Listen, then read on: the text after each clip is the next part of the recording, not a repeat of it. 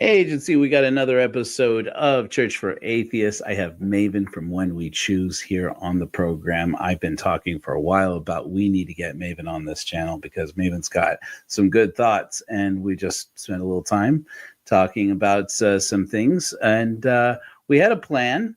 But I think more importantly, right now, it's time to kind of pass the mic, somewhat, and have a conversation here because maybe you have something on you have some ideas in your heart that Yeah, need to be expressed, I think. So Maven, how are you, first of all? I'm doing okay. I've been better, but I'm okay considering the week I've had, which I won't go into here, but behind the scenes a little bit. But yeah, I'm doing okay, and I will be okay. We'll say that. Good. Yeah, say that. And I think it's true. I think you're strong. You know, you've been through a lot overall, and so Yeah. it can feel like a lot though, especially around the holidays, I feel. Yeah, go ahead. Yeah, no, I can go ahead and jump in on or at least trying to put to words what's been on my mind. Mhm. It's basically or essentially male allyship in feminism and reproductive rights, just anything for women, because I'm finding um I guess I used to see it in more black and white that there's either allies or not, and I'm finding now and it's very sad to me that a lot of seeming allies on the male side of things aren't really all there. I've been disappointed by a lot of people that I thought were understood things, I guess, or understood the gravity, and I don't know, and part of me, I understand it does take a lot to learn and really unlearn in some of these spaces, but I also find that I mean, besides being disappointed in the level of allyship that's out there, it seems that a lot of men just aren't aware. So they think they're allies. When I'm saying I'm disappointed in an ally, it's not that they were pretending. They genuinely think like they've got it figured out, like equality, they're on our side. They don't think women should be home making sandwiches barefoot and pregnant. They believe in us having jobs in the workplace and stuff, but there's just so much more. And so I guess I don't know, it's just disappointing to me when I get again they don't really fully show up where I feel like we need them to. And then the other thing is I'm finding out that on the other side of things, there's a lot of men who are not allies and they know it, but they are learning to hold that back when it comes to women in their lives because they don't want to. They know they'll be corrected. I think they've got women, either their wives or their mothers or their sisters or maybe the person they date. They know that if they say what they really think, that they're going to come back on them on that, and so they just keep it to themselves. But they still will pretend to be on board with things. It's in usually all male spaces that the misogyny and the sexism comes out. So those are the thoughts that are on my mind. And I can give, I guess, an example if it helps the audience, if you think it'll help, of I guess a non-ally, I would say a sexist from Mormonism. Basically how they pretend to be pro-woman, and then when the mask falls off, and then also allies, when I guess the mask falls off on allies who really think they're allies but just still don't quite understand. Does that make sense? Yes, So absolutely. Yeah, I think you just encapsulated very well, Maven. I know that was very nerve wracking for you, but I think you did it. I think you said exactly what needed to be said there, and I think it's an important topic. I've actually thought a lot about this, including recently myself. We'll just say things plainly. I can't endorse political candidates or parties or unendorse them necessarily. But I can speak to moral crisis and the morals, because as the first herald of the Church of Cohort. But I feel like I've said before that we are in moral crisis in this country right now, and women have been reacting to it, because so much of the misogyny that they're experiencing, since the outcome of the 2024 election, um, is exposing men that they thought they were safe around, and yeah. and I've and I feel like that's what you're speaking about. And I've been thinking about that too, because I'm like, here's the thing. I said this to Britt Hartley in my episode with her a couple weeks ago. Well, I guess that just came out earlier this week, about how, I was a part of that toxicity. And for the most part, I didn't realize it, but I didn't realize how much I did realize it. And I think that's going on with a lot of men. And part of that is, I think in their minds, in the minds of toxic people, toxic men specifically, they think, well, they let us get away with it. They let me get away with it, which is such a gatekeeper mentality, right? The women are responsible for keeping me in check so that I am not, so that their mind controls my mind and calls me out, because I can always rely on the women in my life to call me out, which is so not the case. Never mind the fact that it's dangerous in many cases for women to call out men, even if they're not physically in danger. It's, there's that danger, right? But of course, I'm mansplaining something to you, very well. There is always like a feeling of risk, and of disappointment. And I honestly find that whenever I try to point things out, and it's like across the board, whether it's, people that I know are not allies and really don't want to be, and trying to point out misogyny to them, to the ones who are, I hate so much that there's just so much pushback. It seems like nobody wants to listen to me point it out. And I think maybe there's some ego in that they don't like being called out, especially if they feel that they're an ally. Then I think the call out hurts worse and they push against it more. But they end up doing the same thing, where instead of like being on board and being an ally, or learning and taking it and like moving forward with us, like it just, everything has to halt, and then I have to like explain, and it's on me to, I guess, teach and prove and like debate now, prove why it is that they're not helping, or what they're saying isn't helpful. And it's like I have to prove that there's a problem. And it's just like I hate it so much, because again, it's so disappointing coming from people who think they're allies, because it just makes me think like we're so behind when there's such big things that are huge problems, but you allies are making me waste my time telling you that there's a problem. It's just, let me give an example so that maybe like people know what I'm talking about. Okay. So this is like somebody I know that, again, they consider themselves leftist. They voted for Harris. They consider themselves feminist. They equality across the board, all this kind of stuff. And when, I talked to them initially after the election, this conversation that we had started off, very, comforting. And they said, I'm sure you're disappointed, as am I, about the outcome of the election. And I'm sorry. And, yeah, and that's great, right? That's a great start. So I said yes, and then as we started going, I can't remember where like things really started to go off the rails, but I started feeling just this kind of like budding anxiety, and this person has never had anything to do with Mormonism, so I'll say that, right? Not ExMo, but just never Mormon, and grew up in a pretty like more or less progressive area, not in like a super conservative area, okay? And so they don't have that baggage. But still, I ended up towards the end of the conversation feeling just like I did in Mormonism, trying to tell any Mormon man something about my experience, and then just being, well, actually, and, but is it really a problem? And just feeling just so little, and just like everything I'm saying being questioned again, just like they just can't listen and take it in. It's just like, anyway, so this is what happened with this man, because he said, when I was talking about the growing misogyny and just like how much scarier it's getting, he said something like, well, I mean, like we basically have equality. And I was like, what?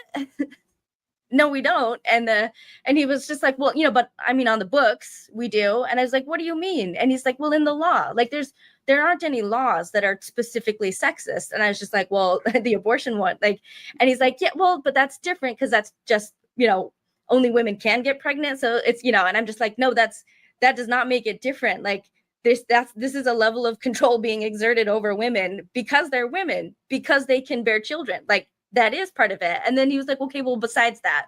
And so then again, like, it was just so frustrating because, like, just because something is in black and white, and like, I never go through my life thinking about what's in the law books. Nobody does that. Nobody thinks about these things at all. And so just, there's misogyny there that when you have to pull something really random like that, name anything else in your life, or I wonder if he could for his life, where he's just like, okay, but on the law books, like, this is, and there's no racism or whatever. It's just like, it doesn't matter what's in the law. What matters is what's happening in reality. And it doesn't, the only thing similar is actually from the Denmark episode that I just recently did with Mormon Stories podcast about the Faith, Hope, Rape documentary. We got the journalist on for that. His name is Michael Teschel.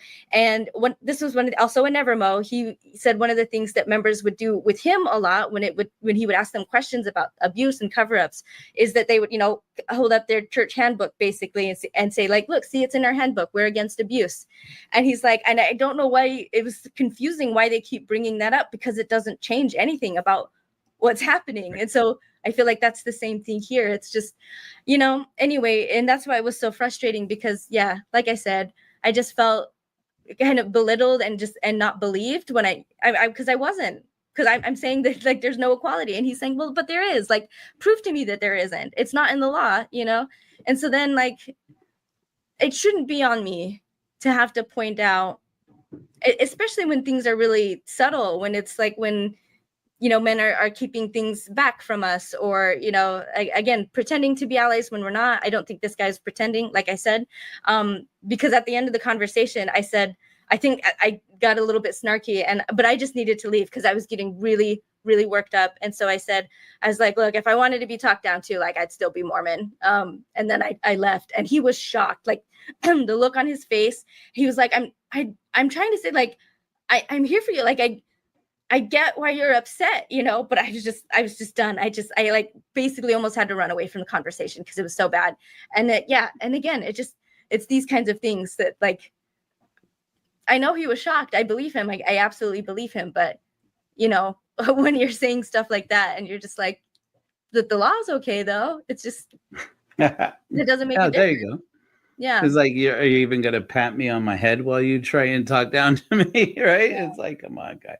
I mean, if I'm hearing you right, Maven, and you feel free to correct me on this, it feels like there's this need in you to say, if I have to react and enforce this, you're being aware of the misogyny, it's already too late to fix it. And that's why I feel like a lot of women are feeling that way since November. Right? That there's this, you hear these stories about women who they I don't know if maybe you have or haven't heard this, but like on the discussion boards on the internet, there are all these right-wing men.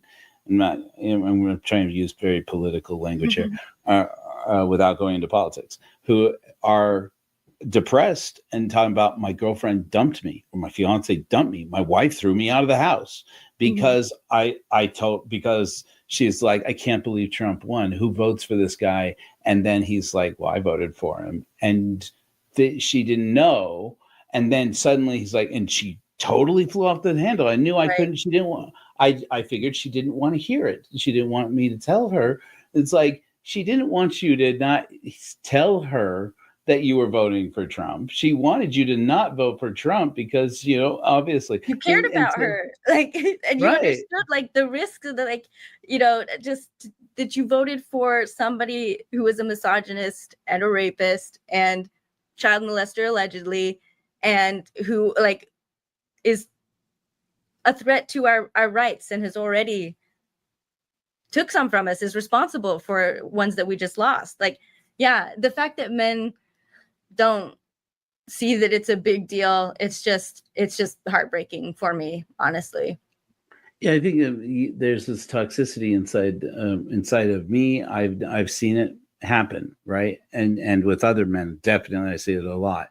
And now that I know to look for it, I see it. Is that there's this idea that says, oh, she just doesn't want to be around that right now. She can't handle the environment. She can't. So I'm just not going to say it. I'm just going to keep it back.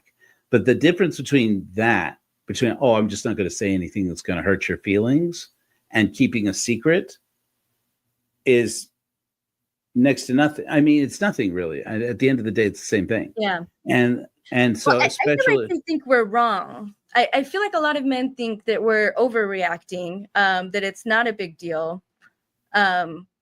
In this conversation that I just mentioned, one of the things he was talking about was like, there's checks and balances, and these things kind of work out.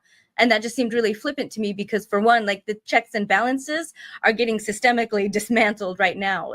The rights that were taking from us with the Dobbs decision, that was not done democratically at all. It was done against the will of the majority of the people, and yet we're powerless to stop it. So it just seemed really flippant. And again, I think that's why they think it's not a problem, or they can wait it out because they can. They're not the ones whose lives are on the line in the meantime for that to happen. So I do feel like a lot of men feel like, oh, I understand that you're sad, but like, it's just not a big deal to them. I think even if they know they're right, but I don't know. I think they think we're overreacting and we're making it a bigger deal than it is. And I think that's ultimately what it is. They don't believe us.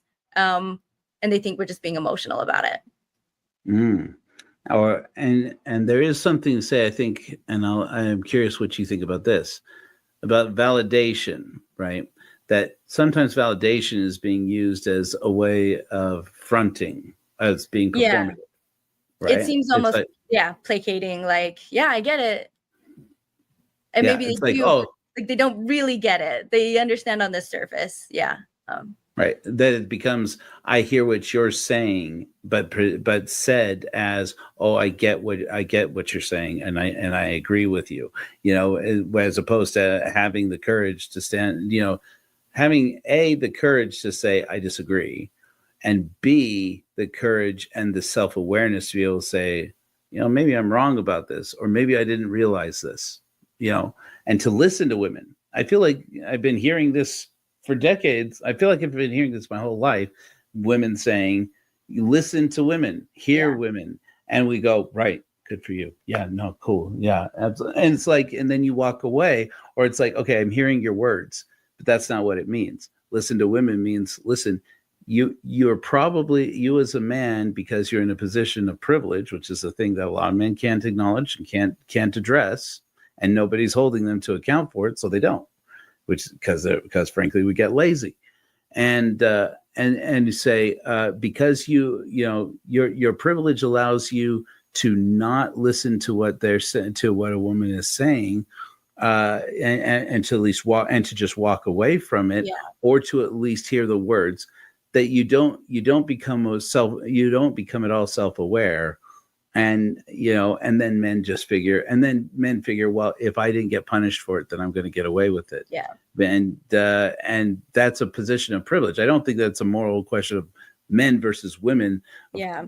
It just happens to come out that way because men are the privileged ones in society. And I feel like men are really used to privileging their own opinion about everything. And so when they listen, it's like, I'm hearing the words that the women are speaking, I'm understanding them, but I'm still coming away with my judgment, instead of like really giving it to them that they're analyzing this right, that they've got their finger, on the button here. And so that's kind of what I feel like I'm seeing, is this, women are upset and they're worried about these things, but I'm not, and again, and there was somebody, this is again a different story. There was somebody that I had told about, why I had become, after the Dobbs decision, I made the decision to sterilize myself.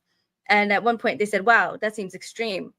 And it was so frustrating, because it's like, it's not extreme. Like, it's like, if you, and again, it just seems so diminishing. It seems like what am I, this hysterical woman that just like made this really big decision about my body, that extreme. Like, it's just it kind of adds into this idea that like women are extreme with their bodies and we can't trust them, and this is the whole reason why we've got to legislate them, because we can't trust them to make decisions about their reproductive system, because they're just unhinged, and it's just, again, it's just another disappointment where it's just like, how can you say that when when I'm explaining to you what it is that I'm looking at and the risks, and I just don't want to take it, and it's this, you know what I mean? Yep.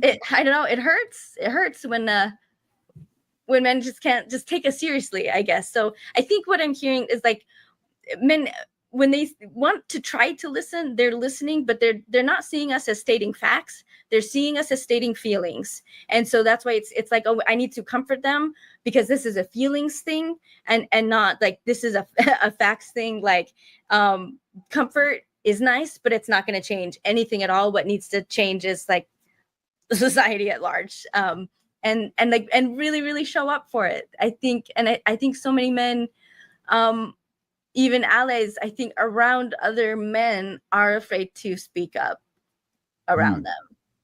Yeah. And to say, and to be honest, and to, and to ask questions and to affirm things.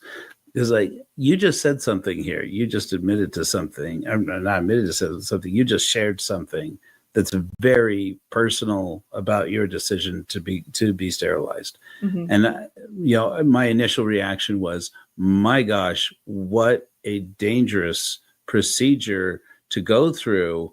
This is really important to you. You've made a very difficult decision. And so I just want to say, before I say anything else, that like, I respect you for having the courage, Maven, to not only do this thing that, of course, you feel you have to do, but to go through, frankly, a life-threatening thing, and to be able to be vulnerable with people about it. That takes a lot. I want to push back on life-threatening. I guess, I mean, in a way that any procedure can be, but if it's an in and out kind of procedure. So when you put it that way, I don't want women who are thinking about it to be scared. It's a laparoscopic thing. It's actually pretty routine.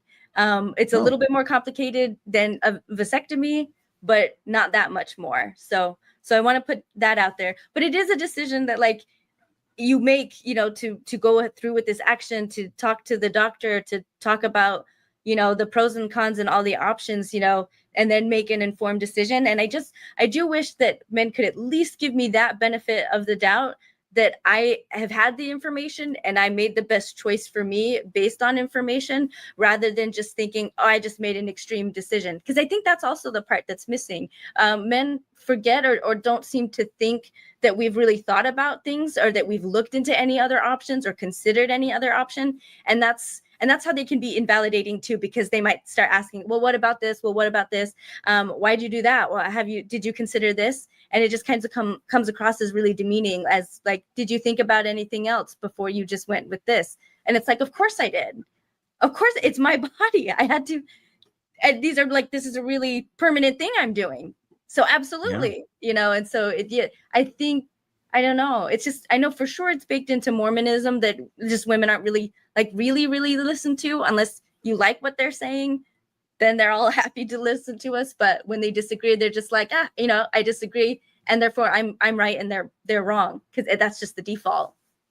It's interesting for me in what you're saying there, because I feel like I'm hearing in your experience, and it's something that I've been seeing and hearing from other people, from other women, is that they want to be visible as women, and at the same time just make a decision to say to men, oh, can you please just see me as a human being? See me as a woman, but see me as a human being first, and think about you as a human being. It's not that hard. And that's what I think is frustrating for when it comes to male toxicity. A lot of this is not that hard. It's like, imagine if your body made babies. Okay. It just get your head around that. Not that hard. And then, and men's bodies do make babies in a way, but in a way that's a lot less risky, that's a lot less transformative to their future. I mean, and that you don't have to think about it. And it's like, okay, can you see, because that's what I'm hearing with what you're saying is like, you are a human being. You wouldn't make a decision like this, guy, without thinking about what it would mean to your future. Why are you talking to me as a woman who is not a human? Being a woman is being human too. It's almost like I'm being like a child. Really? Sure. That makes sense to me. I think too, I mean, men don't it's awful. realize like how much more privileged their, not just their voices, but also like their pain and their experiences are than with women. Because again, another thing, like I'm seeing a lot of pushback whenever you try to bring up problems with, you know, that are with women as far as like violence or rights or things like that, that there's this pushback. Well, what about men too? What about male suicide rates? And it's just like, that's again in both scenarios, like these are things that men are doing. Men are putting violence against us and they're doing it to themselves. It's like it's not the same thing. This is not two sides of the same coin. Well, but a lot of times like the root of it is the same, because it's a lot of this toxic masculinity in patriarchy that you know, prevents them from being able to actually talk with male friends, have the, you know, have the kind of emotional connection that women are allowed to have. Like these are the things that actually lead to their suicides or loneliness, because less and less women are willing to be treated like second-class citizens. And if you're not willing to change how you view women, it's harder. You're going to be lonely. And so it's still, again, it's just like, that's not women doing this to you. This is still you doing this to women, and you doing this to yourself. Or this is so common. Joe, I see this so much. Again, and these are in ally spaces. Like and it happens when, I mean, and I've done this the whole time. I've said men. I've just said it really generically. And I know that I don't mean you, but at no point have you been like, well, Maven, but not me. Right. And I appreciate that, because that's what I'm seeing a lot of. It's the not all men, or, you know, someone will come in a feminist forum and just be like, you guys kind of say like mean things on the internet. You're kind of angry. Like, do you think that maybe part of the problem is this anger? And, you know, maybe if you were a little nicer, a little bit more neutral, do you know, and it's just so infuriating, because it's just like, first of all, it's like men want a pat on the back, you know, and they're upset that they're not getting one. It's just like, you know, we're focusing on this problem, which is caused primarily by men, but you want to say, wait, but not me. I get a gold star, don't I? Like, stop the discourse and give me some praise right now for not being one of those guys, you know? And it's just like, no, just don't be one of those guys, and just be with the group, and like keep going with the group thing. Why do we got to stop? And, you know, but then also it's just this, like, you being mean. This happened on another Mormon Stories episode. A guy came in, it was is Mormon feminism dead? And this person came in right away with like, well, what about misandry? You know, and so people were asking him, like, what about it? And the examples he gave were like, you know, when women on the internet say like all men are scum. And it's just like, we are looking at loss of rights. We're looking at loss of reproductive freedom to make decisions for our body and also our families. We are looking at like disparities in pay. We're looking at a lot of harassment, a lot of violence, domestic abuse, sexual assault, on and on and on and on, you know, up to homicide. And you're mad that women on the internet are mad and call men scum. Like the level, but he thinks it's equal. He's bringing this into this discussion, like the systemic oppression of women. But women called me scum, and I don't like it. So like, you know, why don't you guys ever talk about the misandry? You know, and it's just like, you are not hurt by women saying scum on the internet. You are okay, you know, and it's just, it's sad. But so that guy, he definitely not an ally, but even in the ally spaces, I would say it regularly comes up every couple months, you know, in a forum. A man will come in, he'll give his feminist credentials. I was raised by women. I admire a lot of women in my life, but like, I don't know. Sometimes I feel like I don't belong in this space because you guys are angry, or you're mean, or you're not saying like, you know, not all men. And it's just like, I don't know what to tell you. Being nice has never gotten us anything, ever. If anything, it appeases men and makes them think that they can keep doing what they're doing. They've never voluntarily given us the vote, or given us, you know, rights to own property, or rights to have our own bank account. Like everything has to be a fight. So no, like there is no, can, you know, just say please. And do you think that, so, I mean, I hear here that, you know, something that's interesting to me is this perspective that women, if women are being perceived as just, quote unquote, just being angry, it immediately illegitimizes the fact that they are human beings, in my opinion, because no man would assume he doesn't have a right to be angry. And it's like, why shouldn't she have a right to be angry? It's like, oh, they're being angry. That doesn't tell us anything. If she's angry, maybe she has a right. She has a right to be angry, and maybe she has a reason to be angry, which should cause you to reflect and say, did I make you angry? Right. Like, I'm listening to you right now. Okay. And like you said, I certainly hope I did not at any point do, not me though. Right, Maven. I mean, I'm Joe. I'm one of the good ones. Right. I try not to do that. And but I'm listening to you and I'm thinking in my head, am I wrong? Am I wrong? Am I missing something here? What am I learning from Maven?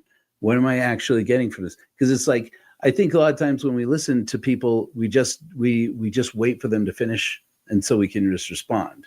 And like, I'm sitting and active listening is a skill that most people need to learn, but men especially need to learn, and especially when they interact with women, because they've never been in, we weren't in a position to do it, right? And so, yeah. And so like you say, I want to know, like, why do you think you're not saying, but what about me, Maven? Not me. You're saying all men, but you're not saying all men except you. Mm-hmm. Does that go through your mind? Like, do you feel like you're being personally blamed if I just say men generically? What's happening with you?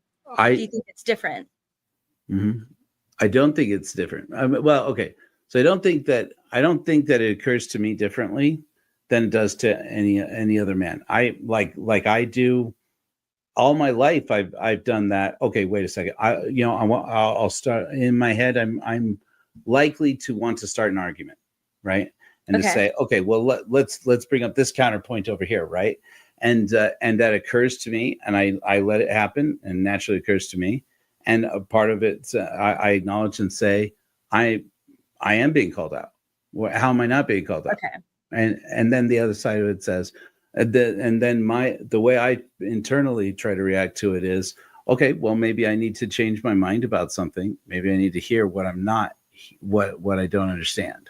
Okay. So it's not that you don't think the same way, but that you actively, I guess, kind of maybe hold back the urge to start correcting or being like, but not me, or maybe you guys are kind of mean, like you hold that back. Am I hearing you right? I try. Yeah, I'd say I challenge myself inside and think about privilege. It's the way I normally do it. I do it with any marginalized group. I try to look at it. I've had a lot of conversations recently with trans people and gay people and so forth, who are both marginalized groups, people of color. I've had, several conversations, offline, and people are like, when did we have conversations with people of color? Well, I did have one, I guess, with Sam Nieves. But I think about it and I think, I am a white, arguably, cishet, arguably male, who's never had to justify any of those aspects of my character to other people, and listening to somebody who does have to justify themselves to other people all the time. And so I'm like, when I'm actively listening, challenging to myself, I think I'm definitely missing something here. This person's telling me something I need to know. And so that's a skill, in an internal skill. And part of that is I have to resist the urge to do the attaboys. Yeah. Oh, good job, Joe. Good job being not a toxic male. Okay. And I feel that too. And I'm like, oh boy, are you gonna do the attaboys? Don't do that. Not now. We're listening, right? Because it can actually get to a point where, for men, I feel, me as a man, where I can become so distracted by the performativeness, by being an ally and look at me and proud of myself, that it can be so distracting that I don't hear what this person is trying to tell me, and I don't make any decisions on how do I need to change my perspective. What did this person just actually tell me that was valuable? So that's why sometimes I'll do something like, okay, Maven, what you just said this to me, and this is what I'm hearing, right? Like you, Like that part just a moment ago where I said, about I'm hearing that you don't feel like you're being treated like a human being. I hear you trying to say to men, think of me as a human being as well as think of me as a woman.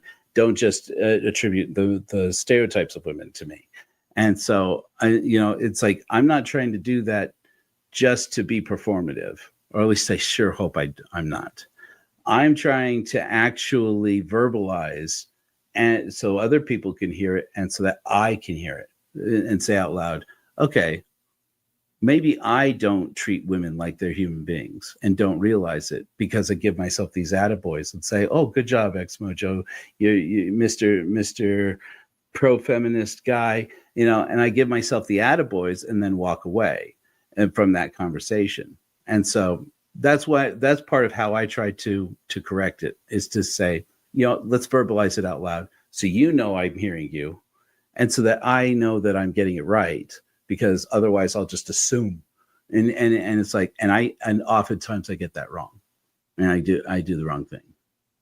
So I guess I'm sorry, go ahead. Yeah. I'm just having a thought, like, so I've started to watch and follow more female creators, persons of color, and so like on YouTube, but just a lot more channels, especially Black women.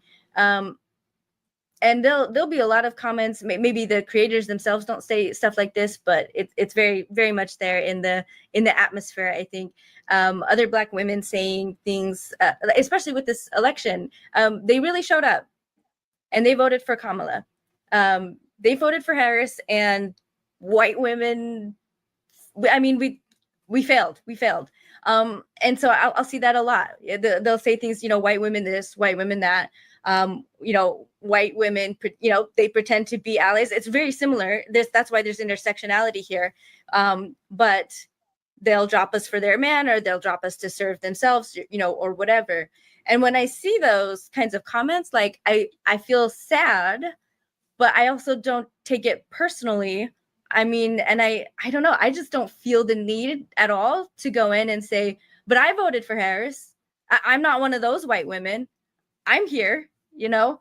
I just don't even think that way. I just take it in, and because they're right, and it's not on me to get them to validate my experience as a white woman, to validate me as a true ally or not. I just feel like it's my duty to show up as an ally, and the things they're saying are true, like generally speaking, about white women. So I don't know, and I do feel, I guess I do kind of take on some of the responsibility, because yes, I voted for Harris, but I am part of this group, and as a group we do fail at this over and over and over, and it makes me, I'm very sorry that we do.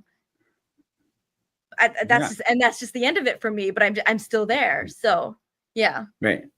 I think I hear something there about that white guilt, as people describe it, is just guilt at the end of the day, and there are people who feel who need to feel guilty, not that they are white or we are white, because I'm arguably white myself, but that we need to be self-aware as human beings, and to be in a position of privilege and to be aware of your privilege is a whole different challenge in and of itself. Right. That's why I say, like, they're not wrong. They're saying these things because they've experienced it. They've experienced it personally.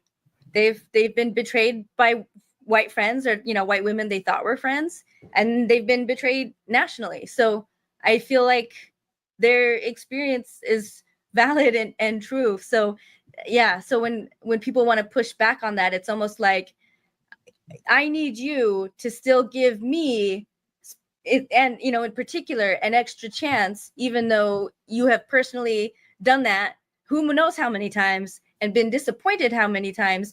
I'm not going to go to any Black woman who has resentment for white women and say, but you pay attention to me and see if I deserve that.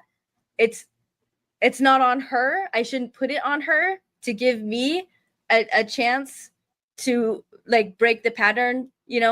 She's already sees the pattern. And maybe I'm different, but like, it's on me to earn it first rather than trying to get her to give it to me and then lose that trust. And I feel like that's kind of what people are trying to do. They're like, trust me first and then see if I do something to lose it, when it's like, look, we've already lost it so many times and we can't trust everybody. You got to step up rather than starting on the platform and stepping down. Yeah, interesting. I'm curious, do you feel like this was a watershed moment with the election, that women are changing tact? Because that's what it seems to me like I'm hearing that women are saying, if I have to get to the point where I have to do something to get you to change your behavior, it's too late. Like we were saying before, it's like these women who these men are talking about, we never had any problems. No, right. You obviously did have problems. You just weren't paying attention, right?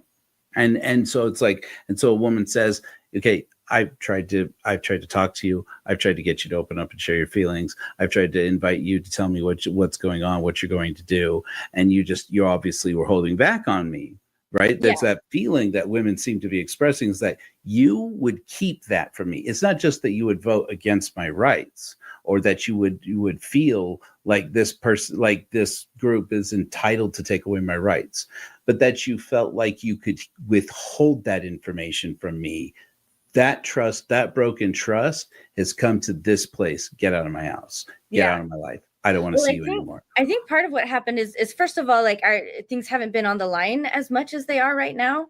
And so if you, in the past, there's not as much of a difference, as long as it's not affecting your daily life. So if your husband's not on board with you, but, you still have your job, or, just with the reproductive rights, I just thought that, like, it was a given that abortion is legalized. And so it is what it is. And so it didn't matter if someone wanted to be pro-life, because I have my rights. So they can't affect me, and they can't affect that. And then there's also this idea, so that's it. I think things were really on the line. And then also in a lot of conversations where there's kind of some disagreement, you don't really end a conversation having decided, like, okay, now that we've both said our piece, which side are we on? Who's come to my side? It just kind of, the conversations just kind of end, and maybe one person is shifted a little bit, but I feel like a lot of times people just stay where they are, and they're just like, I'm still here though, but they don't say it quite like that. And so I think that, well, two things. One, I think women have been giving men the benefit of the doubt for a very, very long time.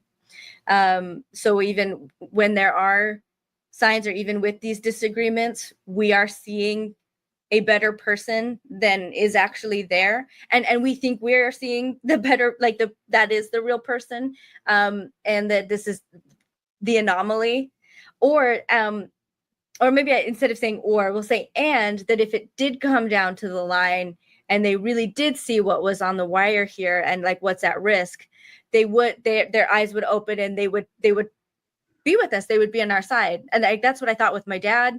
I thought, especially after the death of a pregnant family member, and the Dobbs happened. And then I'm trying to explain to my dad why this is a big deal to me, why this hurts me and my friends, and the things that I know are going to happen as a result of this, and why I'm scared and angry and frustrated.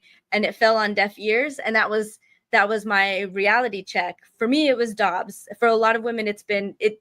And the feelings I'm seeing and hearing are the same as I felt. It was just this come to Jesus moment, to use a Turner phrase, where you realize they aren't allies.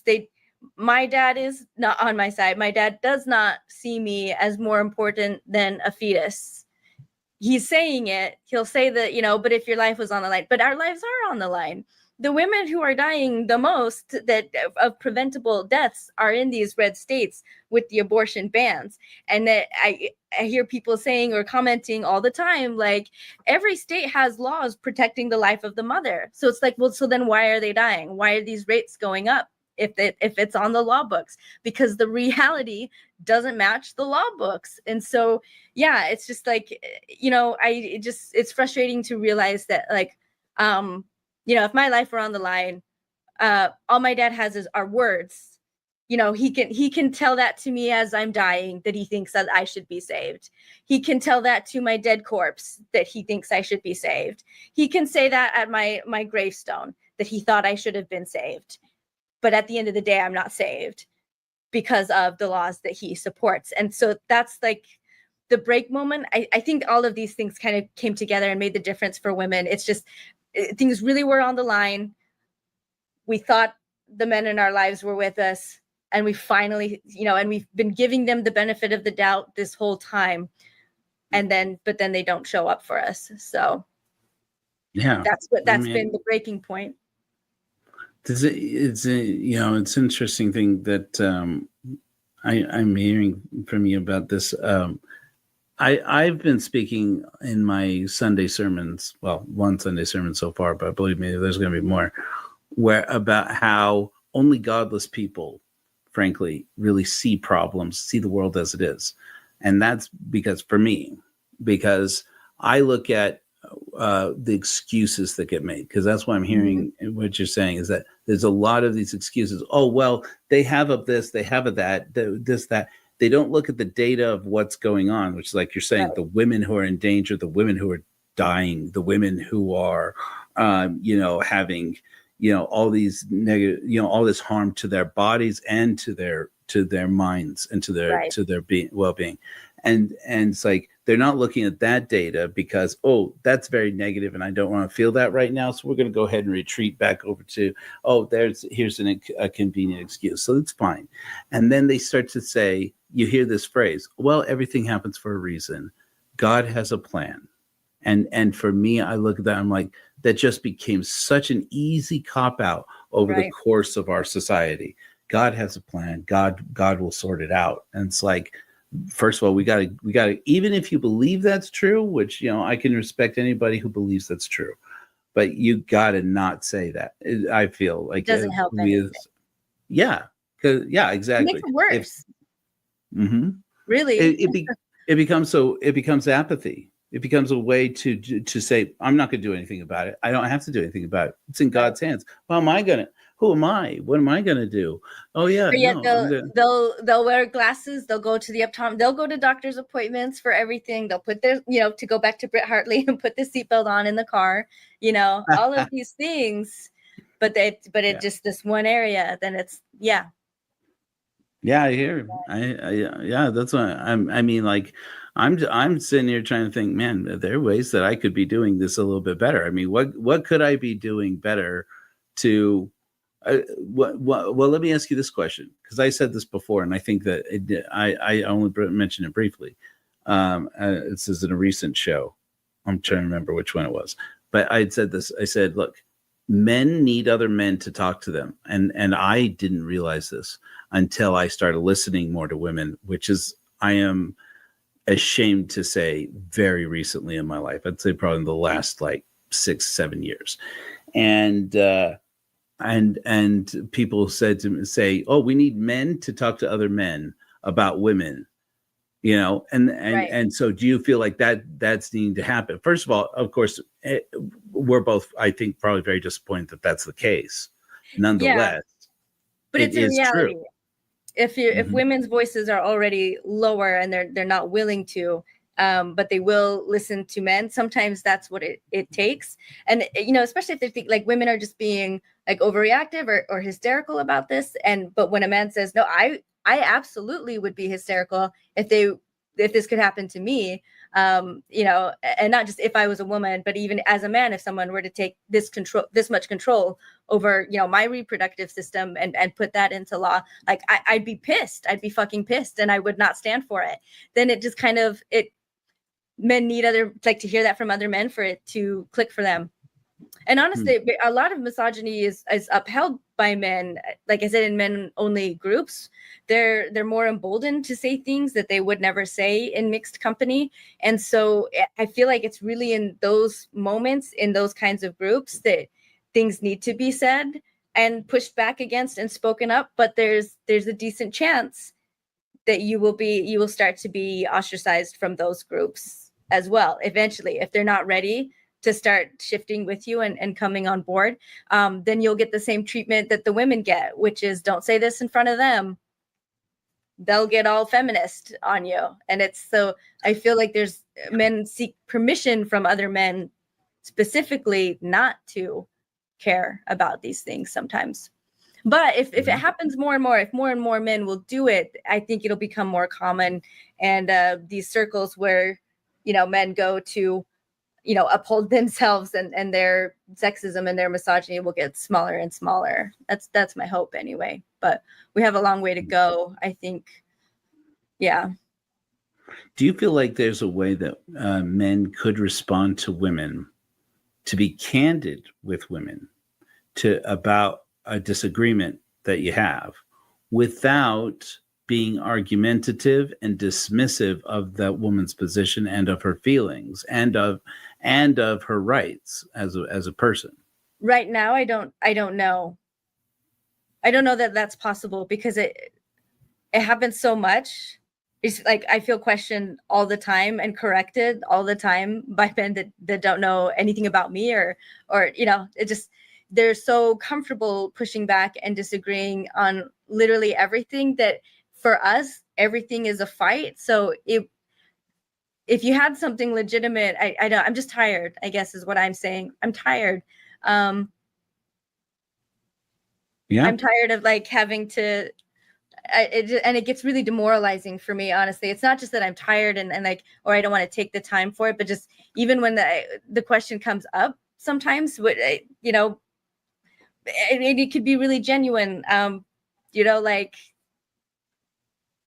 I mean, on a show I did about reproductive rights, I kept saying that this is, abortion bans are misogynistic. And they said several times, like, how is it misogynistic? And it's just like, I don't even know what to say when you can't even see something that's so basic, or they'll say like, it's not about controlling women, but it's like, but it is.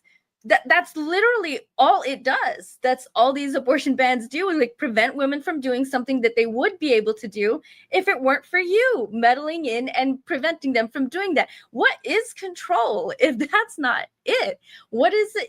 It's just, I don't get it. And so I think just because you're not holding a woman down and like moving her limbs or something, or making her speak certain words, that's the only way to exert control. Like, there's a lot of ways to exert control, and that's one of them. Like, you're not leaving it to them. You're deciding for them. Anytime you're making a decision for somebody else as an adult who should be able to make a decision for themselves, you're exerting control, which you can do legally. If you say you have a power of attorney or something, like a medical power of attorney, you are taking control of that other person. And what abortion bans do basically is just give the state the right to enforce like a medical power of attorney, as if they can't speak for and decide for it themselves. It is overriding human will of an adult human being who is otherwise capable of acting and deciding for themselves. So I don't know. It just again, that's where it just gets to be where it's just like, there's such basic things that people don't see. And it's just hard. It just makes me wonder, like, if we can ever get anywhere.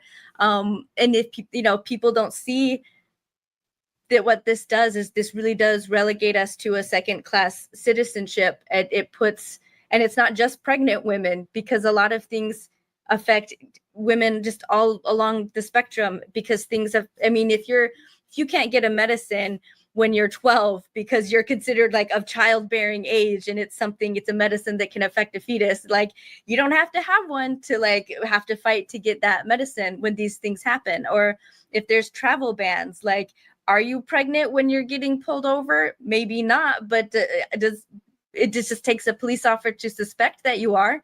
And if so, like, if he suspects you're crossing a state border to get an illegal abortion, then like he has the right to get a urine sample from you to test if you're pregnant. Like, these are huge violations that are getting set up. It's not just abortion bans. Like, if I'm not pregnant, I shouldn't have to pee in a cup for a cop to go from one state to another just to make sure I'm not, and to make sure I'm, just, that's horrific. And so it's there's so much that builds up on this. And quite frankly, women overwhelmingly do vote in favor of reproductive freedom.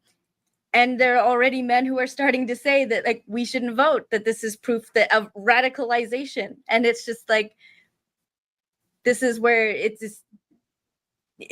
makes us second class citizens. It really does. And they want to deny that. They want to say, no, it doesn't. No, and like men and women are equal. You just can't kill a baby, as they put it. But it's like, no, you make us into objects. You make us into reproductive objects. And that's our primary focus before our humanity. And that's problematic. Yeah. Yeah. But I like, if you don't want to see it, I don't know. And see, that's the thing too, is it kind of feel like if you don't see it, ultimately I suspect that you don't want to, that you're upholding, this other side of it for a reason. And so it's easier to say, I'm not denying your humanity. I just don't, I don't see that that's what I'm doing at all. And then that way they don't have to deal with it or admit what they're doing.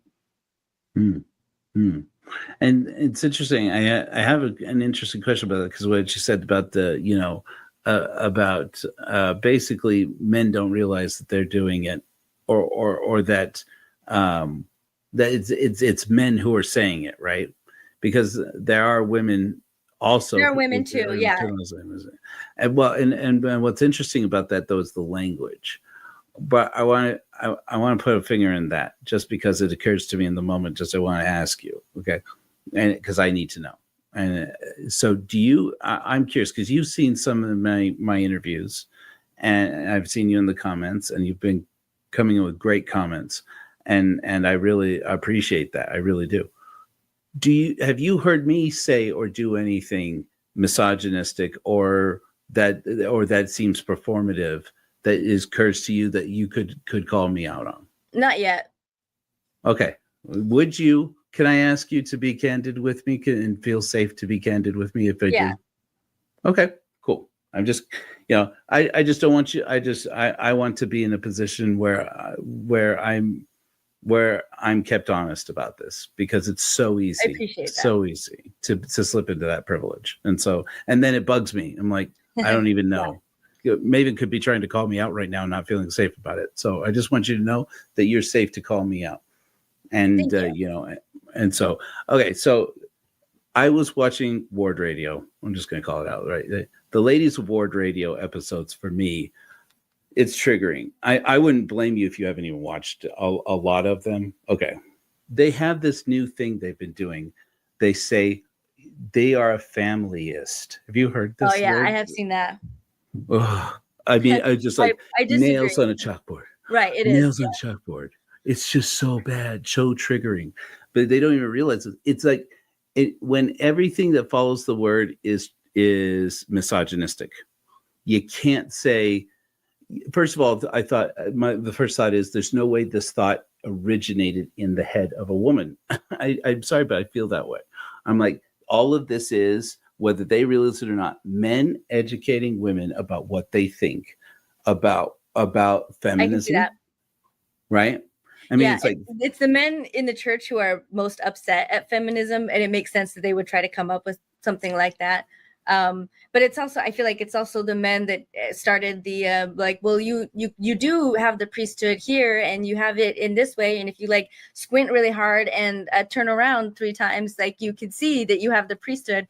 The men started that, and then the women follow, because that's what you do in misogynistic cultures. Women fall in line with the men and what the men tell us to say, and then and that's the only time men want to platform us, is for us to confirm something that they're saying, usually about women, because if we agree with them on anything else, it doesn't matter. They don't need our voice. It's only when it's about female stuff, when people are trying to point out the disparity, that okay, all right, we need to bring the women in, give them a megaphone, and have them repeat our talking points. That's very common. And that's how you be a good woman in these societies, is supporting the men and what they say. But they're not really familyist. Because I think, and I'm seeing more and more conservative cultures that almost the more loudly they proclaim to be about family, I would say the worse off they are about it. Like the Duggars, like there's just so much rot and just rank abuse in these cultures, from husband to wife, from husband and wife to children. There's a lot of sexual abuse. There's a lot of domestic violence. There's a lot of teen pregnancy. There's a lot of promiscuity, because these things all go together. So as much as they like to have this like holy higher ground, they contribute to like more abortions. It's conservatives who will get more abortions generally, because I mean, first of all, babies are embarrassing, especially if they're out of wedlock. And so that's one way to, you either be a pariah as a single mom forever, which they also make very hard deliberately, because they don't want single mothers to be flourishing with children, because that's against the nuclear family. They want them to struggle so that they can point out the superiority of the nuclear family, you know, with the husband there too. So they deliberately make things difficult. They deliberately gut their education, which we've seen now. Like, the education system has just been completely destroyed now. It has been for a while, and it's going to get worse, a lot worse, before it ever gets better. But I mean, we've got kids, like college kids now, that are almost tech illiterate. They don't know how to send an email message properly. Like, they can just reply to what other people send them. Like, it's insane. And we're starting to see kids be like 8, 9, 10. They can barely read, you know, and it's bad. It's really, really bad. And it's their policies that have done this. They've gutted education. They gut any kind of social program that benefits mothers and children in health, in shelter, in affordable food, and just every step of the way, all across the board. Anything that will actually help improve outcomes for families, especially with younger children, they are against, and they vote against. They vote against maternity leave. They vote against paternity leave. They vote against livable wages, you know, and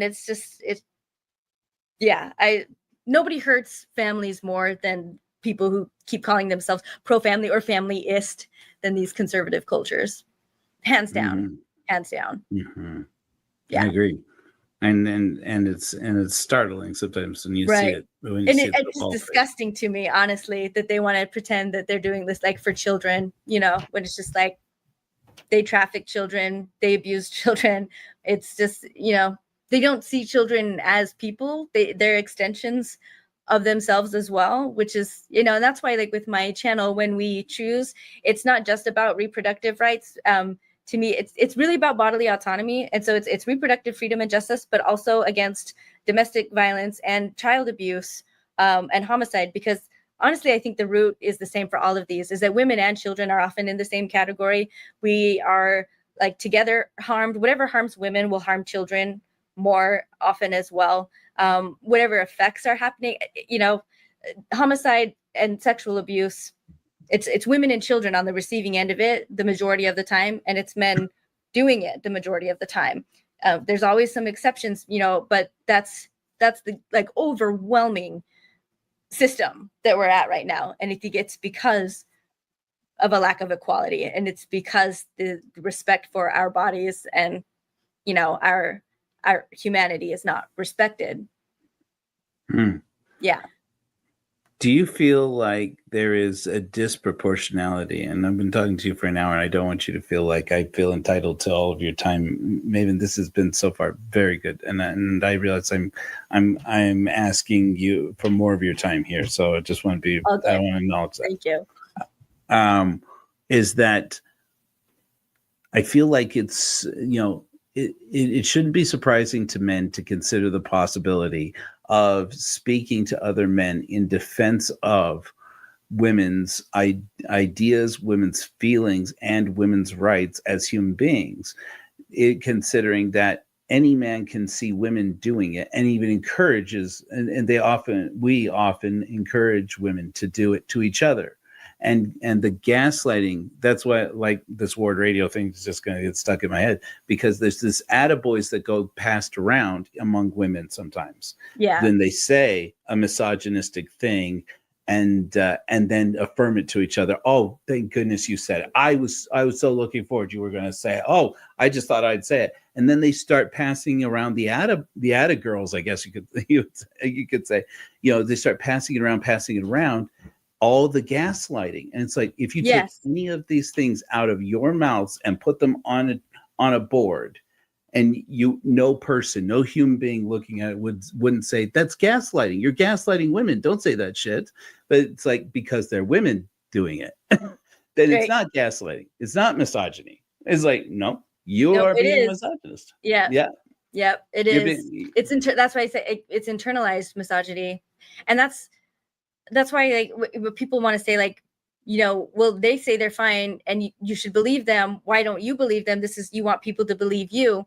And the difference is that I can be honest on this side of things. You can't be honest in that culture. You can't be honest and say stuff against the men, because they don't. I mean, you see it right there. If it was okay, they would be doing it, but they're not doing it because it's not okay. So it's just, if honesty was a part of the culture, then they could be believed. It's possible that they really mean it.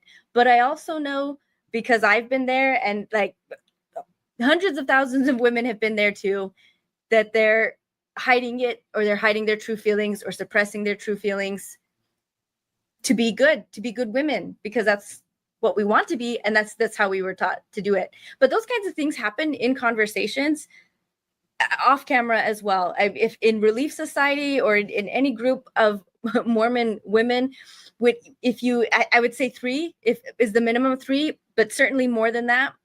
Once you start kind of saying, like, this doesn't quite seem fair, right? It's because it's thought control, honestly, that's part of this. When you can start to barely kind of get into these little areas, and then it's the tone police. We'll start policing each other. So we'll say these things are hard, or these things seem unfair.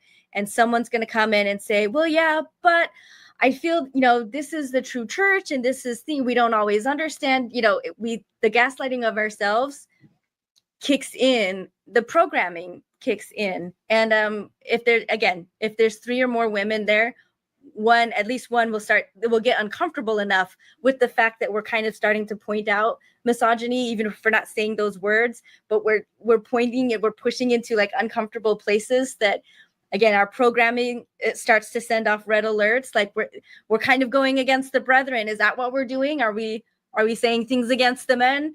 Okay, well, let's talk about how grateful we are for the men, and grateful we are for the priesthood, and just how, like, what, we're not perfect either. When you think about it, like, it's not like we know everything. It's just blah, blah, blah. They have their roles, we have ours, and blah, blah, blah, blah, blah.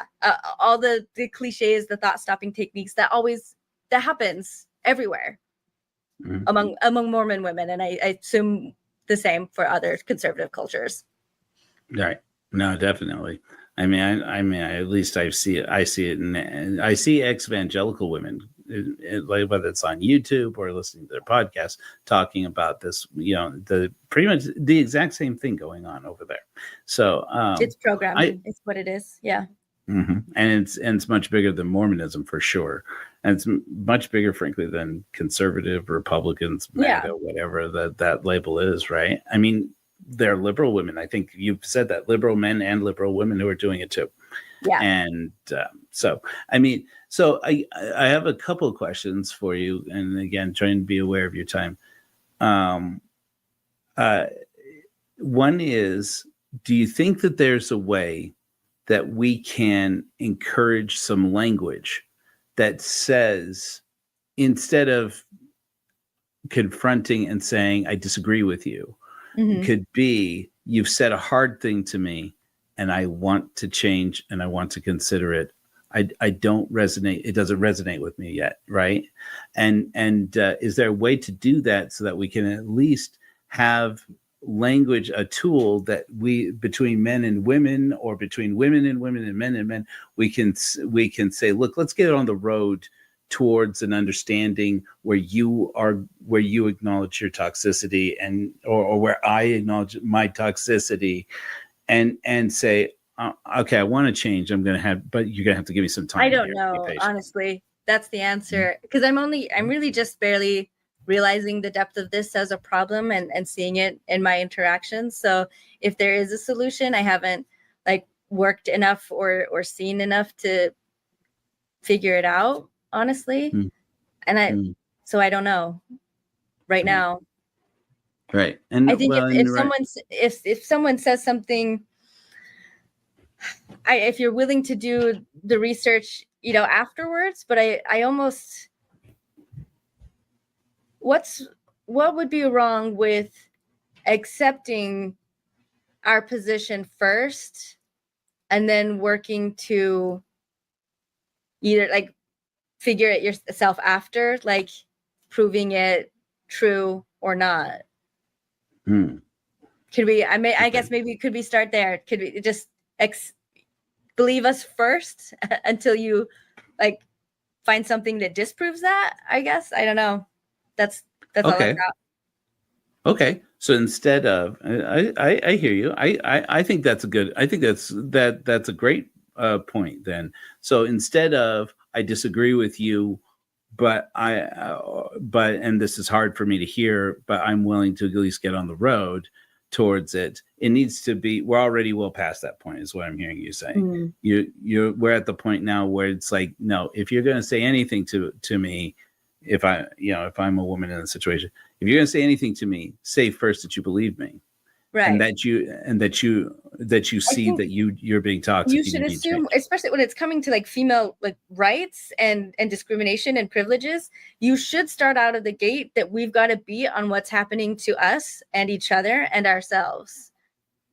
Right off the bat. It shouldn't be up to us to have to convince you that we've lived enough experiences or this has happened to enough women that we know, or that we see it in TV and online and it just everywhere all the damn time, because like that's just so much to even start with, like to have to, give example here, it's just, and it's everywhere. So I think maybe just like take it for truth that women are, when women are saying, especially a lot, because that is what's happening right now. Like it's across the board. Women are upset. Women are angry. Women are scared. Women are concerned. So rather than being like, are the women wrong? Just the women are right.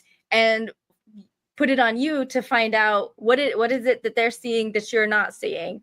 What are they saying? And then when they bring things up, start looking for it.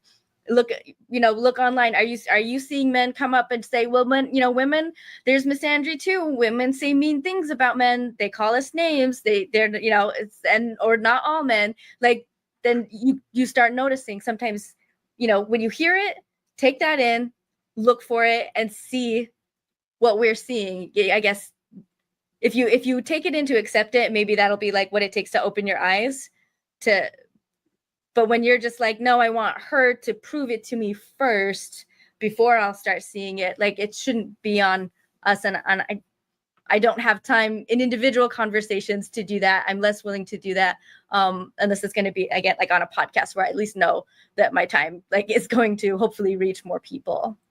But it's not worth it to me anymore, like in personal conversations. If I could get out of it or help it, it's just a waste because I don't feel like I'm being listened to anyway. So even if I did like go in and explain, first of all, I'm not always like ready with stuff off the top of my head, and then second of all, I don't think they listen.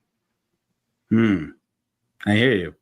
It's interesting because I'm hearing you describe that. I started down a real serious journey of discovering myself, my own toxicity and my own toxic masculinity, which I don't know how you feel about this. I've talked about this with every woman that I've talked to so far. Pretty much, it seems to me, it's like men need to appreciate that toxic masculinity is describing the toxicity, not the masculinity. Because most women I know who hate toxic masculinity, and I hate toxic masculinity, frankly, as a man, I hate toxic masculinity, is that I say what you got to pay attention to is a lot of these women love masculinity. They love it when it's healthy in other people and in themselves. Like masculinity is not a dude's thing only, right? And so, anyways, but it started for me with a comment on Facebook and Kate Kelly's Facebook. Kate Kelly and I don't know that she would consider me a friend. I mean, we've visited, we've talked a few times in person, and I helped her out with a small project, and I was honored that she would ask me to. And And Kate Kelly, those of you at home who don't know this, is an ex-Mormon woman who started and ran Ordained Women. Didn't she start it as well? I don't know if she started it, but she did end up becoming like the prominent figure of the movement. Yeah, for sure. Right. So she had posted a comment years ago, the year we were both excommunicated. She and I and John DeLynn, like rapid succession, but nobody knew who I was. and frankly, most, they still don't.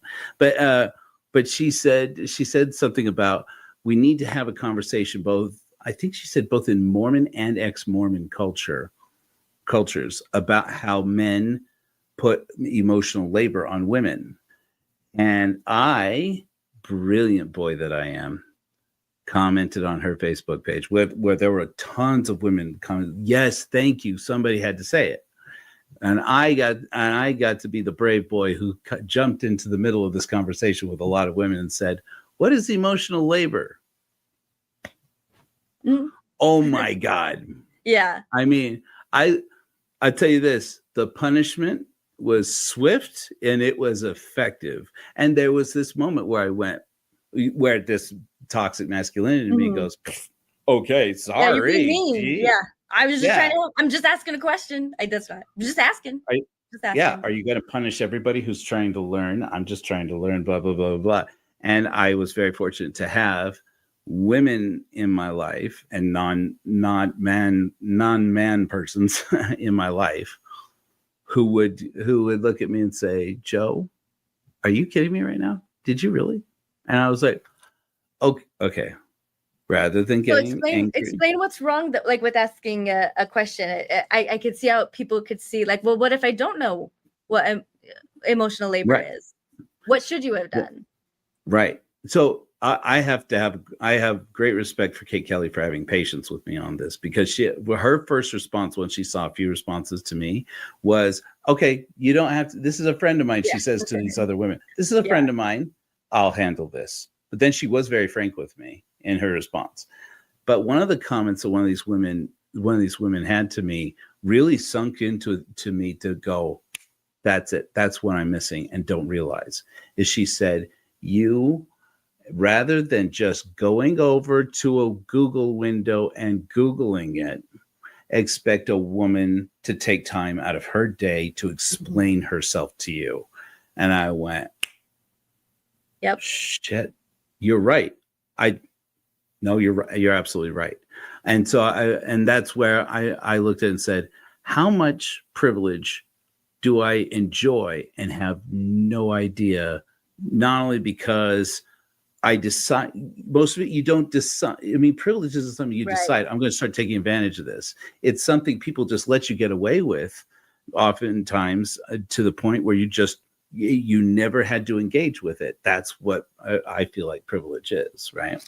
And so that started me onto this journey of listening to when women are trying to say things to me all the time, and say things to other men all the time, to men in general, and to other women all the time, to cry out. I mean, I hear it since then. I hear women crying out all the time. I'm trying to say something. I'm trying to communicate with you, and you're not hearing me. My own wife, I would suddenly have to start and turn to her and say, and validate and repeat things to her. And oftentimes, and especially at the beginning of this, she would correct me. No, that's not what I'm saying at all.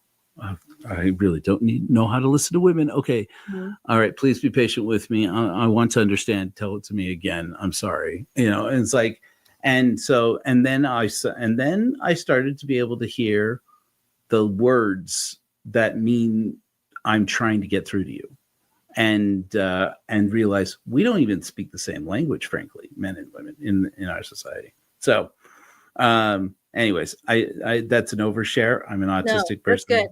I had a thought, but I kind of lost it. I was gonna say like about the asking question, what you did, which really was an example of having women like do, maybe not emotional, but mental labor for you, is that when men do that, and I think that's kind of what I'm saying when I'm saying like they'll dismiss or not believe me anyway, they're putting it on me to prove my point rather than them looking up and understanding and proving it to themselves. But it's almost like and you can correct me or tell me like what your experience is. I think when you do actually take it upon yourself to go and learn, I think it makes more sense and you're more likely to learn from it and see it than rather just hearing a regurgitation from a woman and then judging whether or not it's true or not. It's like men ask us to give this to them and do the work for them so that they could basically judge it, almost like a boss getting work from like an employee, like, okay, this is good enough, or no, this is no good, and I'm just going to throw it out. I think they'll more likely dismiss it coming from us, even though they're asking us, than if they look it up, and start learning themselves. And the other, I did actually also want to point out is that, first of all, it is a lot and it happens all the time, and not just about like female stuff, but even just like work stuff. I had just a moment in one of my jobs that just kind of blew my mind at, I was talking about just cabinets, because this happened during COVID, and the office that I worked at just severely like downsized. Everybody got sent home, right? And we started to sublease. So part of my job was to gather all of these, file cabinets that were at individual employees' little workstations and get the keys matched up, because they travel. Keys would travel and disappear.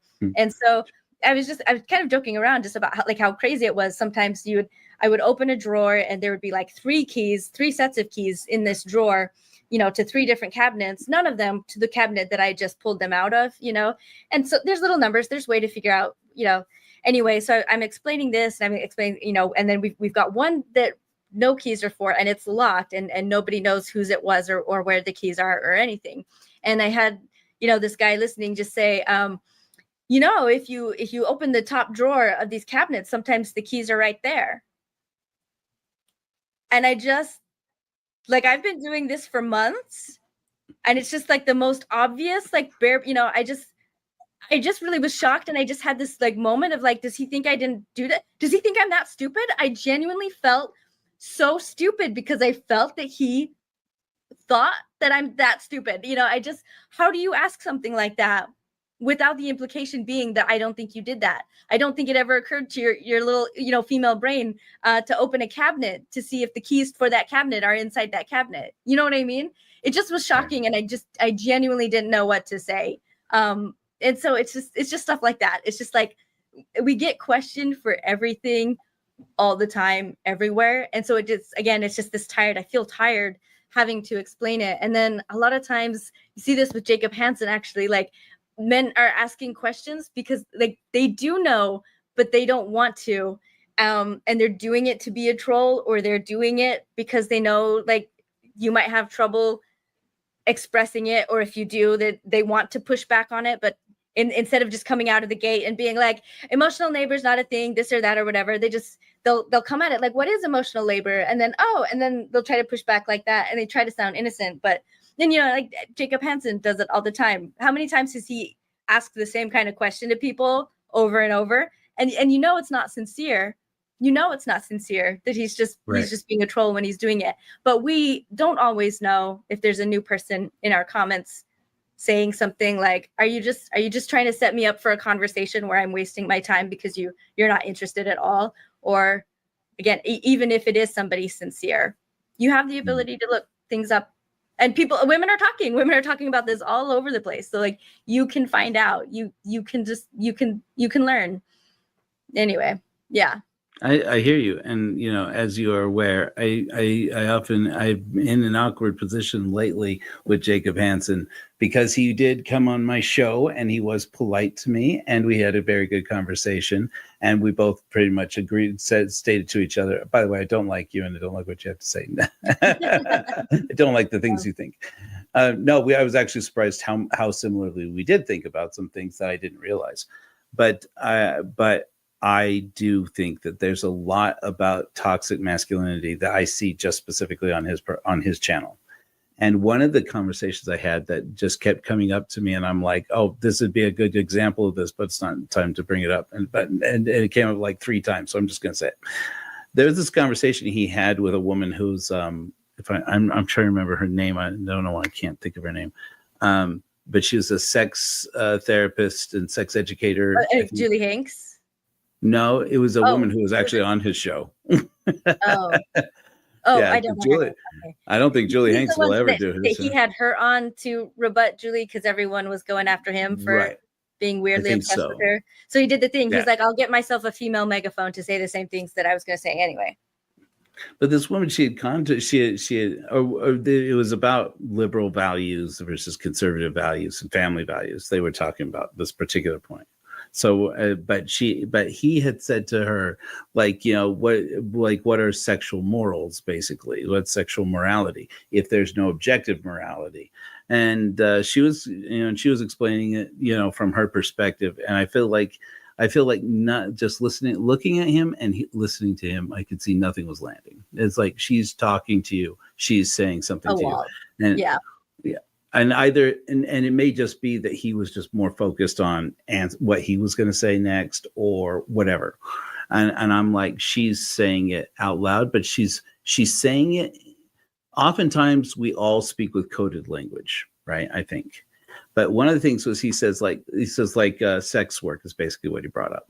He's like, you can agree, we can all agree that sex work is wrong. And she was like, I don't think we can agree with that. And it's like, the sex work is work, basically is the position she was taking. Mm-hmm. And he said, but you wouldn't want your daughter doing that, for example. And that's how you know right away off the top. You wouldn't be happy if you found out your daughter worked in sex work. And she said, she basically, I wish I could remember the exact words, but she basically said, a lot of men don't realize how many women are only married to men because they need them they have an economic need from them, and they stay married to them for economic needs. And I'm like, that's so coded, it's not going to land. And sure enough, right. I felt like if he heard it, it went right that by you're it. Like your wife is a sex worker in a way. Sex work is work, right? It's like, it's like, that's the point. It's just a different transaction. It's just that, yeah. And I've thought that too. I mean, ultimately, that's what wives are for either sexual objects for their husband. The difference is whether it's okay to have one woman be used by many men, or one woman this is just mine. This is my personal one that's fresh out of the pack. That's where the purity comes in. It's fresh out of the package, brand new, unused. It's my sex toy and nobody else's. That's really where we're at. That's and the thing is, again, it's always wild to me when people like Jacob, I mean, maybe he's not seeing sex workers. Maybe he is. If he is, he'd be keeping them secret, just like every other conservative religious man who, uses prostitutes and, picks up women and then goes to church on Sunday, and stands at the pulpit, and or passes sacrament or teaches seminary. That's so many, especially like in Utah, so many sex workers have Mormon clients, and it's just this hidden part of the thing. And the whole thing with this morality and objective morals and whatnot, just the fact is that, I mean, a lot of these purity type cultures really feed into sex work and pornography. Like they really heighten it. They heighten its use. They heighten the shame around it and the chances that these things happen. So it's just always ironic to me, again, that there's this supposed moral high ground when the cause of it, I think a lot of it can be pointed directly to the culture that's shaming it. So, and that it's, and yes, I agree. And the sexual morality thing is such an interesting high ground for them to claim, for religious people to claim, especially when they have these hardline stances on that. Well, it's sex work that is morally wrong, right? When it's like, or it's homosexuality that's wrong, or it's being trans or transgender, or these various aspects of being transgender. And I'm like listening to it, and I'm like, and yet every person I know who is homosexual, who is transgender, who is part of a marginalized community when it comes to sexuality and or gender identity, is a crusader, frankly, for consent. Yeah. And almost no conservatives I know are. And frankly, most of the firebrand apologists out there are frankly anti-consent. Yes. I mean, and it's like, that whole conversation, it sounds like we're having like this, is being a trad wife a kind of sex work. It sounds like we're talking about prostitution, but what we're talking about is consent. We're talking, when is sex work? When is sex not sex work? When it's the sex you want to have and it's gratifying to you. If it's not gratifying. And for a lot of trad wives, they don't want to have it and it's not gratifying for them. Right. And so why do they do it? It's a transaction. It's transactional. Exactly right. Exactly right. And it's like, and if that's a kink for somebody to be transactional, it's like, oh, I will give you this and you will give me that. And then they go, oh, that turns me on, actually. Yeah. Great. Good. Power to you. I would say for most women, they don't, though. And it's very, I think, sad and demoralizing for a lot of women in traditional marriages. Yep. Honestly. Yep. Yeah. And that if we were having more conversations, one of the values of the Church of Korihor is body and sex positivity. And Sam Nieves called me out. I mentioned this in my interview with him this week, that he called me out and he's like, I feel like this is not inclusive of asexual people. And I went, oh, crap. Good call. And I'm like, what should it be? And then he's like, I would wish you would consider language like this. And I said, yeah, go check it now. You're absolutely right. Beautiful thing about a church with no revelations is easy updates. I didn't know that was kind of the issue is over, which I appreciate as an asexual person. So. Oh, I didn't know you were asexual. Oh yeah, yeah. I identify as ace. Yeah. I've never had sex, and I'm especially not interested in it now, considering the current climate. Because if I was, I would be more like male leaning. If I were to just try it, just to try it. But yeah, no, it's really quite frightening these days. But yeah, that's how I identify. And what's funny, like the church is so bad at teaching consent that when I finally realized this part of myself, I was still in the church. I wasn't quite out, but I did think like, oh, if I date other people, I did know I was ace, but then I did eventually leave the church. And then when I was thinking about dating after having left, I had thought like, well, if I'm not Mormon anymore, I just lost my best excuse to say no to sex. Like, what am I going to replace that with? And it actually took me a little bit. It didn't actually dawn on me for, I don't know if it was a couple days or a couple weeks that like, I finally, this feeling of bodily autonomy, it's something, again, this is a privilege that men just have. So I think they don't know what it feels like because they don't know what it's like not to have it. Whereas I know what it's like not to have it and then finally get it and feel like, and anyway, it was just a realization one day that my body is mine and I get to decide what I want to do with it. And I don't need a reason, a good enough reason, or anything at all to tell anyone for not wanting to have sex other than I don't want to. And it was just an amazing, like, positive, happy feeling for me to be like, yeah, like, and if they don't like it, that's okay. I know people have needs, and if I'm not going to meet that, that's fine. And they can make that decision. I'm not going to force my asexuality onto anyone else, just as I don't want their sexuality, forced onto me. But it just was so freeing to be like, I can say no, and I don't have to say why. Because it's just, I don't want to, and I'm not going to, because I'm in charge of my body and nobody else is entitled to it. So yeah, it was just really great to feel. So yeah. I think that's why again, this is not something, this kind of freedom is not in traditional cultures. I'm supposed to marry. And, as Mormonism is all about marriage and family. And I love family. I love kids. I love helping out other people's kids. But there was never a place for me in Mormonism without ultimately giving up an important part of myself and like feeling really sad about that. It was genuinely a burden to me to think about marriage and to think about sex and that I would have to do it. And I would think about, women throughout all time have been having sex that they don't want, with husbands that they love or don't, it's just, it's just kind of how it is. And then it felt really sad that was like the idea of trying to accept it like that and just be like, every woman has to do it. And so do I. That was a really depressing thought and a really depressing time, honestly. Is there any safe experience for ace people inside Mormonism or Mormonism adjacent religious experiences? Not really. Like, I mean, staying single, but like, I don't know, as far as safe goes, I mean, you're not supposed to be, you'll be seen as a spinster. So you're always less than as a single person. But so ace people can have sex and some can even enjoy it. They just might not, be the starter of it, you know? And so that was another thing I think too, because it was unknown for me. I just had dread for it. That was all I felt, but you know, maybe it would be fine and maybe I would like it. But,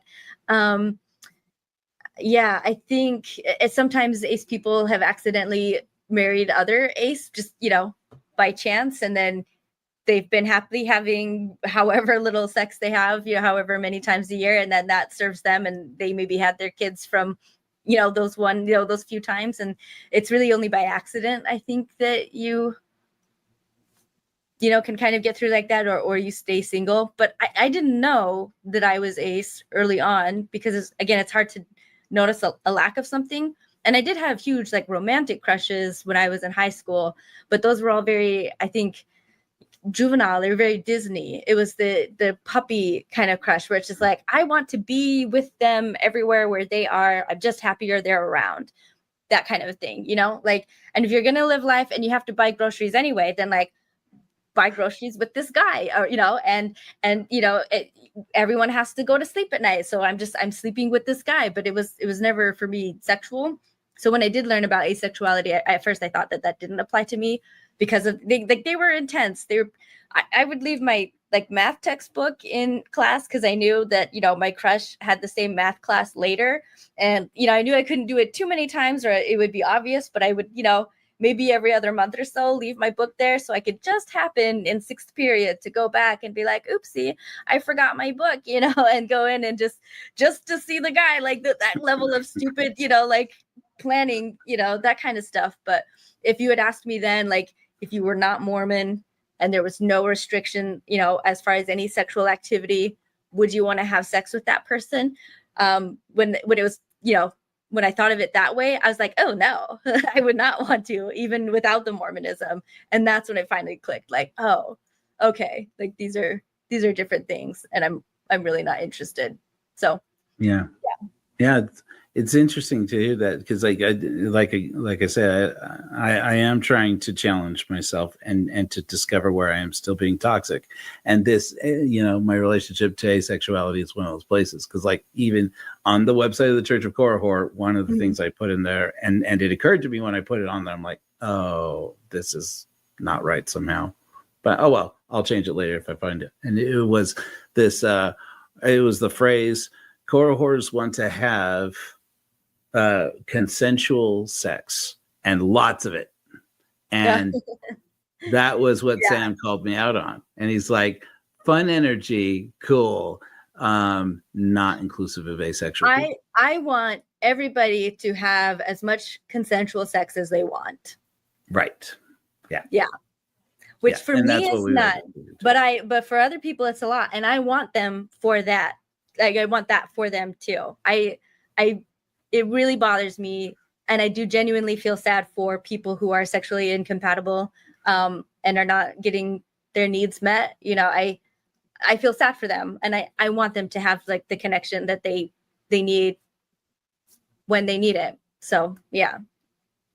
And that's been a bit of a journey for me too, because I did start off, you know, being quite repulsed by sex, and I've come a long way to be a lot more sex positive. There's still things that like, and I'm not as naive as I used to be.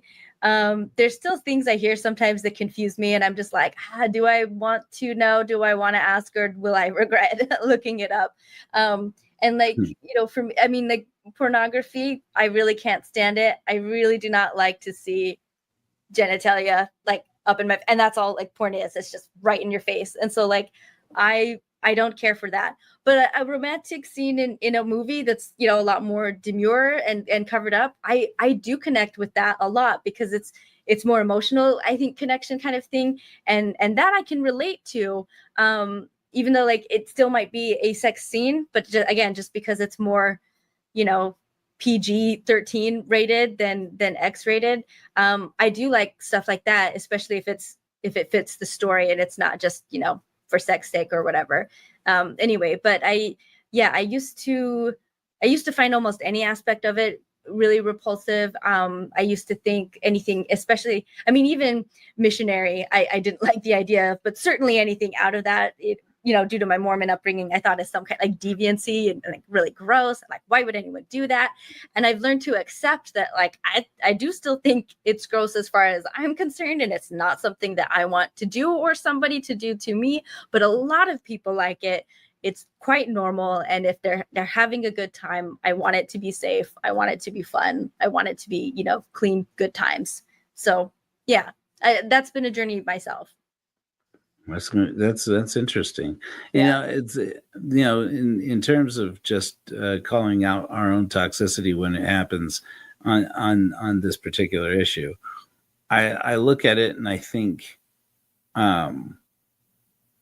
that there's something to say for the standpoint that I'm going at it from.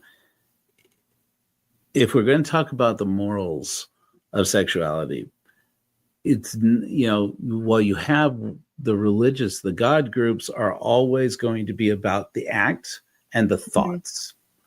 And whereas the rest of us, I'm feeling like I'm looking at things like consent over naturalistic. And I feel like inside of the progressive movement, and ex-Mormons inclusive, one of the toxic things is to say phrases like, and things like, it's natural. It's only natural. It happens to everybody, has the urge to do it, and it's just fine. And it's like, okay, A, not true. There are people from all sides of the spectrum. And two, even if there is more nurture than nature in somebody's sexuality, whatever that might be, whether they're ace or they're demi or they're gay or they're straight or however, even if it's some trauma happened to them or something about their upbringing, shaped this, it doesn't really matter, does it? Because it's like, this is where they are. Yeah. And so, how much of it is nature versus nurture? Who gives a shit? I talked to a woman who was a neuroscientist about this. She's when I was doing my documentary, Never Finished, about Mormons and sex. And she was one of the researchers who proved that porn addiction wasn't real. And we had a great conversation, a great interview. I'm like, you're not saying that people don't have obsessive or don't have compulsive relationships with sex. She's like, no, nobody's arguing that. And I was like, okay, good. I'm like, I think we always agree with that. In that case, I think we totally agree. But I asked her, I said, what do you think as a neuroscientist about this question about, is it, nurture or nature when it comes to people being gay or people being demi or people being, any various side of sexuality? And she said, in the neuroscientific community, she said, in the religious community, we get that you guys are still having that issue. Yeah. She said, but in the neuroscience community, it's a stupid question now. Right. She's like, we don't care. Who cares? And she's like, wherever you are is where you are. Right. And some people, so a lot of people, this is something that I heard from Natasha Helfer-Parker, Natasha Helfer, is that, in her practice, a lot of women come in thinking that they're asexual, and it's because they're having bad sex in their marriages, and because they're not enjoying it and they don't want to do it, that's where they're thinking it. And so it's through the therapy that when they actually can feel less shame about themselves. And I went through this too, because once I started to realize that there really was something different about me and my lack of interest, it wasn't just that, like, I'm really good at chastity, which is what I thought for a very long time. I just thought, like, I'm really good at this. I'm not as tempted as other people my age have been. But once I got to the point where I was like, I think something's different, and I think I really should be tempted by now. I should have been tempted a lot by now. For me, that was one of the things I went to. Is it a purity culture thing? Did I make myself scared of it? And so I started to learn more about it there, and it was good, but didn't make me any more wanting to do it. Like it was never there for me. And so, yeah, so there's quite a few women who might say, but the thing is, even if they're not really ace, but they feel like it takes therapy to work out, and they need to work it out themselves to be able to, tap into that, to start to feel like a sexual being. And it's not something that anyone can tell them to do. Like, and if I'm not ace, no one can help me figure that out but me, and I'll figure it out myself. And even if so, I'm open to the idea. I think it's extremely unlikely, but I'm open to the idea of finding a partner someday, and possibly even a sexual one. But if that happens, I will still consider myself ace. I'll just have found like my one person who happens to be like compatible with me in this extremely like, narrow area. Or even if I'm sexually open to this person, it will be the first time in my life that I've wanted to. So that would still follow under the umbrella of ace anyway, just because it's not a universal experience for me. Anyway, I think it's unlikely, but I am open to it. And that's my business, so it doesn't prove anybody else right. Like if that does happen, it doesn't change anything about me, or that I was wrong about me all the rest of this time. I am right about me. I can say that right now. And I'll be right about me then too, if that were to happen. So yeah. Yeah, exactly. I love that you said that. I wanted to point actually something else out too, just about the consent thing. Again, I'm going to reference the Denmark documentary, Faith, Hope, Rape. This was something, I don't know if it's in the documentary, but it did come up in our interview, that this man, the documentary is about a man who was similar to the French case that's hitting headlines right now. I think the verdict was just given on that. It involves a man repeatedly drugging his wife to have sex with her. And the French case is more involved than that, because there were a lot more people. But the Denmark case was just a Mormon man doing this to his wife. So he could assault her at night. And it came out that before marriage, so when they first told the church about it, the only discipline this man received was a disfellowshipment for a year. So he wasn't allowed to speak in sacrament or pray, or teach any lessons like that. No public speaking in the church, more or less. And that was it. But he was still allowed to come and participate in everything. And this is for like systemically, repeatedly raping his wife, drugging her first and then raping her. But he had, I guess, before his marriage, consensual sex, and was excommunicated for it. And he had to repent and come back and be rebaptized. And to me, I think that shows ultimately like the evil to me and the religious view of things, versus the, liberal view on consent. The fact that a consensual encounter between two people that wanted it is something that's excommunication worthy, but multiple drugging and raping of your wife is, you get a slap on the hand for it.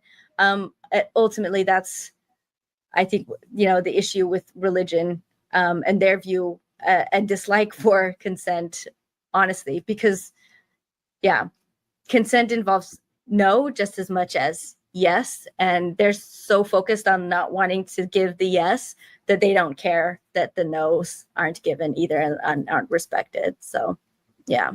And consistently given and in every moment, because one of the I've never seen Mormons get more triggered than on the topic of enthusiastic consent, which is, I have always understood it to mean, and I'd welcome you or anybody else to correct me on this, is that not only does a person have to agree to the sex act, if whatever it is, but they have to continue to agree at any point in time and have the ability to stop it and say nope, right. Or and to communicate effectively with and know with confidence that the other person isn't going to go, I don't know, you said yes back then, so that meant I could do whatever I wanted, and just continue to do it. And it's like, you see these people get, and for me, it goes down to the same thing. I don't know if you remember, there was this group called Men Reign, or some men in this BS, and they had a big, they were planning a big protest or a big demonstration at the Provo Temple of the Mormon Church. This is like 10 years ago, and they they were planning a demonstration.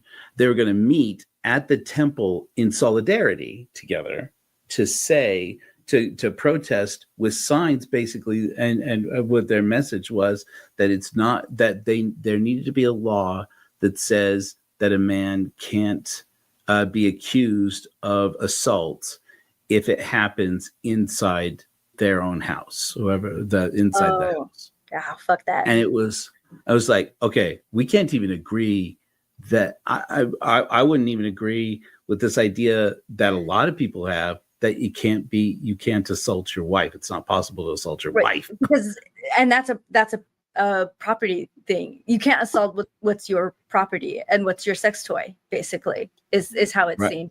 I think it was only in 1996 that it became like legal, like federally, that marital rape was even like put on the books as a crime, because a lot of people just don't see it that way.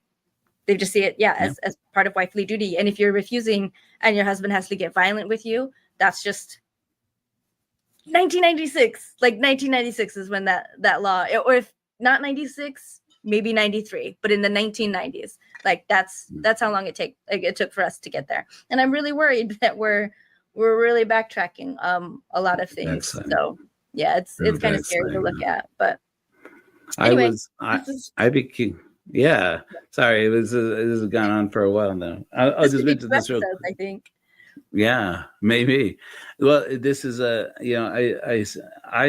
said publicly now, and I'm sure you probably heard me say this. People may get sick of me saying this, but I've been an ethical non-monogamous for a while, and I was dating actually somebody at the time when Utah retracted the law that criminalized adultery. And so technically, bring on the law. Yeah. And I said to a partner of mine, I'm like, can you believe they just barely passed that? And this partner, who is a very progressive person, looked at me and said, I'm actually kind of disappointed, because it was more fun for me when we were breaking the law.